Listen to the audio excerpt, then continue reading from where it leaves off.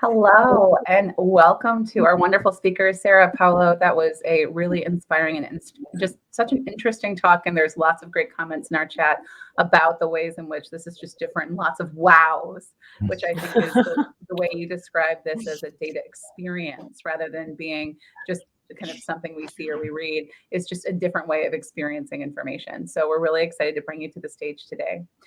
We've got some great questions from folks, and I'd love to just tee it up. One that came up early on was around research. And has research been done into the effects of sonification on cognition? Maybe Paolo, that's you. Well, Sara, you want to go with that? Or? Yeah, well, sonification, the effects on cognition. I hope I understand it correctly. Would that be about how people understand? Yeah, so I can expand a bit. The person who had asked actually had a couple other notes. So does hearing the data in some way, shape, or form aid in our cognition and understanding of what the patterns are and things like that? And our memory of the data? Do we remember these kind of sonified experiences more than if we were just to look at the same line chart on a page? Yeah. Well, this is the whole, this is a very, very, it's a key question, I would say. Actually, I started my PhD thinking, does sonification really work or not? Anyone that does sonification at a point would ask this question, to herself or himself. Is a really, really key point, because even within the sonification community, some scholars would tell you what we are trying to do is to attribute an objective meaning to something that is a highly subjective experience. Obviously, to some extent, any experience we have in the world is subjective, but there's very limited literature on how generalizable the understanding of a sound can be. Think only of sonifications that use music, and then they inevitably refer to a musical system that is determined in history, in time, geographically, culturally. And then what if you are not trained in music? Are we really understanding the same thing? So there are evidences of how sound helps interacting with other sensory dimensions. For example, the interactions between understanding things sonically and visually, or the influence that hearing some sounds has on tasting certain flavors in food. And this is a field that neuroscientists are really into it, and cognitive sciences are really into it. But then when it comes of using these characteristics of sound in really making sense of a specific data set, I must say, it is really still a big question mark, right? I think it is a global experience, as we said. Sound has some assets. It cannot convey all the type of information that visuals do. It's really a different experience, and probably the secret is in combining different things. Well, there's a great follow-up. Oh, sorry, Paolo, do you want to follow on that? I just wanted to add that that's also one of the reasons why Sara joined the Center for Design at Northeastern. We have a pretty good occasion, I think, we have at the Department of Music, where we have a research lab working on music and cognition, music and the mind. And that's something that I hope we can leverage precisely to answer those questions. But we have, I think the conditions to play a major role in that. So maybe a more practical way of asking about kind of how these sonification projects happen and get made. One of our attendees asked, for most data sonification projects, are the sounds that we're hearing a direct representation of the data, or is there additional analysis or exaggeration used to make things sound a certain way or convey a certain emotion? Well, yeah, it is really connected to the previous question. Sorry, Paolo, should I kick off? Please. It depends on the author. In general, as I said, it is really a hot point in the sonification community. Is something is even called the mapping problem, right? How do we map data values into into sound and acoustic parameters, there are certain typical things that people have been doing, like mapping growing values to pitch. It seems to work, even if there is a very famous study done with a group that was visually impaired and a group of sighted people interpreting the growth of value of currencies.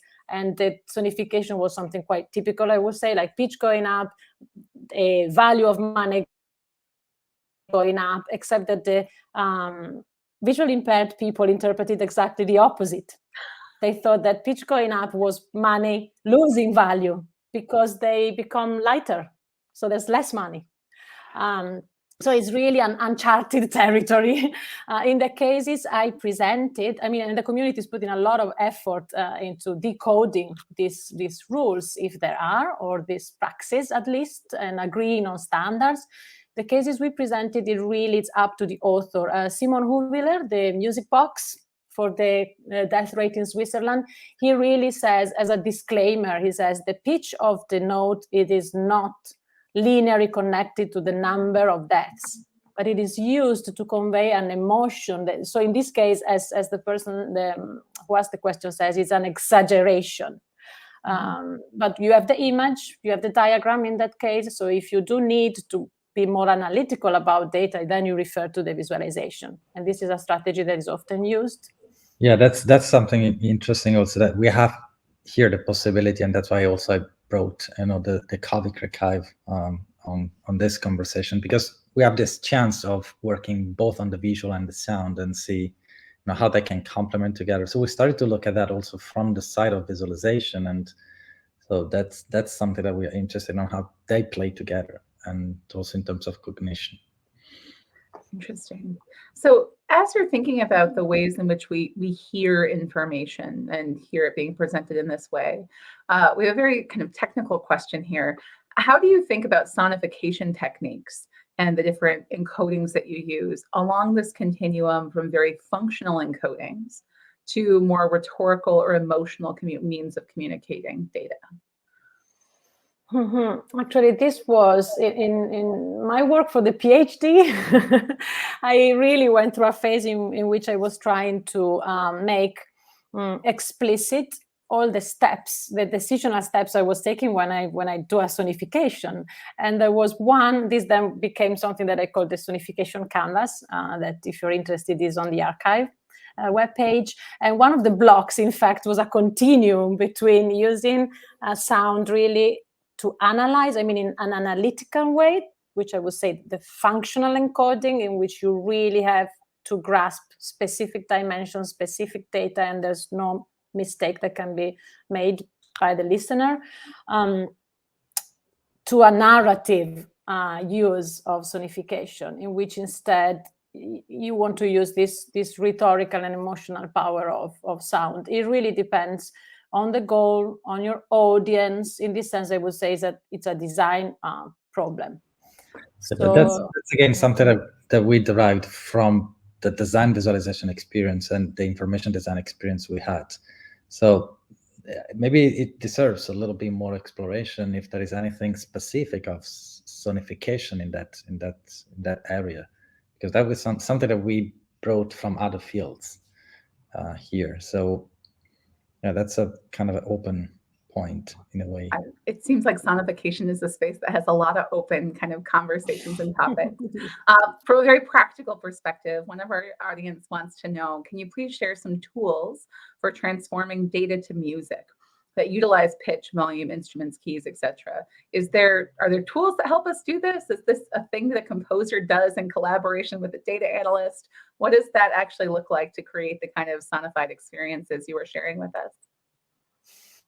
Yeah, tools is another big open field. We have an unconference session tomorrow, and we want to talk about tools. In fact, we are start collecting tools in the archive as a specific section that can be explored. There are some tools. Usually they have been developed for specific things. Astronomy seems to be a very rich field in which astronomers and sound designers experimented and created tools that are to some extent scalable. Otherwise, you really code your tools. When I started, also because I'm not a coder, I was doing everything manually. So I would analyze the data set on an Excel, on a spreadsheet, normalize as I wanted, and then depending on what I wanted to communicate, if I wanted to use pitch, for example, I could do anything from playing sounds on a keyboard and the higher, the pitch, and then recording sound by sound, and then editing and mounting them in a digital audio workstation, as if it was really a score, as if it was a piece of music.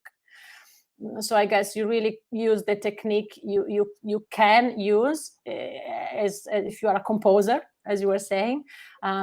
If you are not, the community of sonification is kind of trying to work towards providing tools that anyone can use. There are things done in Python, MIDI.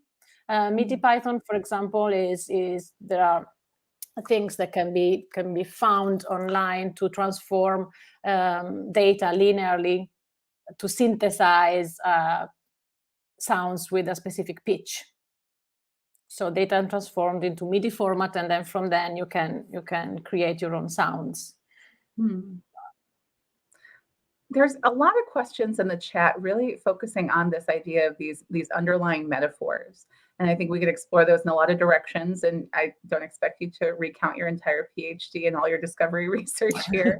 But as we're kind of thinking about things, can you share more broadly what you've observed about these underlying metaphors and the assumptions that we make in terms of things like you said up is good, down is bad, but then there was an almost inverse understanding from one of the audiences around what that actually meant. And another attendee kind of built on this question, asking about are there similar concepts to what we describe as just noticeable differences or color differences or pre-attentive thresholds for comparing shapes and colors that makes two sounds distinct enough that we recognize them as two distinct things, which might be harder for us who are less trained musicians. My days of playing piano are long in my rearview mirror, unfortunately. And so could you share a bit more about this big picture question about metaphors and assumptions and how those hold across different kinds of sonification approaches? Paolo, you want to say something, or? Well, I think that's also something that I'm looking at that from the perspective of what I've been researching in data visualization. I'm actually trying to find differences, and that's, I think, requires competencies that goes more in the field of sound design and music, and that's a partnership that we have to develop for understanding that better. We are really in the process of creating a specific methodology that works on sonification, and it's different than what we have in visualization. Mm-hmm. Yeah, there's an approach that is growing within the community, and honestly resonates quite much with my approach, which is embodied sonification. So it goes back to embodied metaphors. Lakoff and Johnson, what we really use to decode everyday life in terms of high, low, and how we reflect our body experience in then the way that we represent and we understand the world. So there are some assumptions taken from that. So there's people that would use these embodied metaphors to represent them through sound. There's music, which is a huge area in which we have some meanings that have been accumulated through the centuries, I would say. So a major chord is happy. To speak in very basic terms, and this is also being used very often, but then again it raises questions of, is it universally happy? There's some literature, there are some studies that says it is, some others that say it isn't. So again, it's not final. Then you can leverage people's tastes. There's rock and roll, there's punk. We saw some amazing visualization of music history today. So you can leverage that. Again, it really depends on what you want to use. I talked briefly about soundscape. Soundscape is an experience that we all have. We all can decode. We can all understand. So using natural sounds could be and is an option that to me is very interesting. I use it a lot. Concrete sounds more than natural because they already have a meaning attached. So you can build metaphors on that. I used, yes, forest soundscapes to represent networks, for example. It's interesting. Some folks are suggesting very curious different potential collaborators. For example, would immersive game designers actually be sitting on a gold mine of tricks for mapping sounds and the way that sounds embody experiences or what's happening to someone and different things? Paolo, you were about to add on to something, though. What were you going to add on to that comment? I mean, I think that's a field where it's really cultural sensitive, and that's also something that needs to be better understood. But for me, as you know, my interest specifically here is really to combine the knowledge that we developed in data visualization, what happens in data sonification, to try, because that's what happens, you know, to use them together. Most of the projects you will see in the archive, it's a combination of both channels. They play on. And actually, we're also expanding beyond that, as I said in the talk. And you know what happens when you put data on stage, you know, with your body, and then maybe playing a music or a sound, and then moving around, and then or dancing even. So we have a research group here at Northeastern, you know, thinking about dancing data. No, that's this all falls into this idea of embodiment, and that connects with what Sara was saying. And this is the kind of perspective we have in the research, and it's still, again, very open for contribution. So we'd be happy to go through the comments later in the chat. Well, and I would add that you teed me up so well. Someone asked, have you ever danced to a Sonification personally? Oh, I didn't, but I think it will happen soon, because we will have a conversation of the center that revolves around this topic in the next month. And so we'll say something about it. If you're interested in that topic, there is something coming up from the Center for Design. Exciting. Well, and then there's Loud Numbers, right? Duncan and Miriam, they've been doing some dance club, you know, techno tracks with data, and they are totally danceable. A little bit more danceable than COVID, perhaps. So I know we're wrapping up our time together, and I wanted to close with this question that I think really exemplifies kind of where Sonification is as something that's emergent and new, with so many opportunities for collaborations with other domains and disciplines, and how we bring our knowledge of visualization and bring it together with other groups. And that's around what's going to bring data sonification into the mainstream. When is this going to be just part of our practice of how we communicate data and create these data experiences? Yeah, well, much awaited moment from there's always this feeling of being the ugly duck for us sound people. Well, we think that we are trying to contribute to that, you know, with creating this archive and creating events as we are doing and we will be doing in the future. So that's our way to try to bring it more, you know, on mainstream, and also that I think will help, you know, increase the collaboration, the partnership, give more visibility, give more chances to people to work on that research. Yeah, I think it's the follow-up question to that that's an obvious ask from the data viz community is, when will Excel have a wizard for sonifying your data automatically? I think there are so many great comments in the chat. There's some asks for resources if you want to take a peek at those once we wrap up our conversation, Sara and Paolo, to go ahead and answer some additional questions, see some great comments, and some requests about just referencing where they can find some of this great information.